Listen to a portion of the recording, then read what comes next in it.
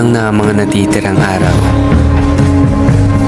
Natitirang araw para sa nalalapit na pagtatapos ng eskwela.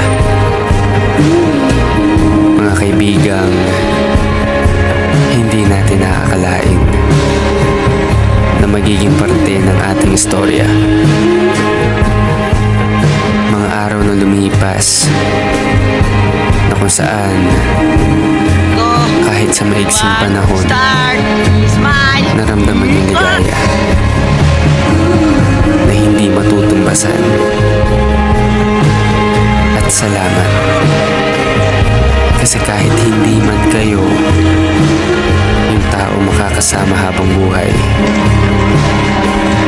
mayroon naman kayong alaala na tatatak at magiging parte sa libro ng aking buhay.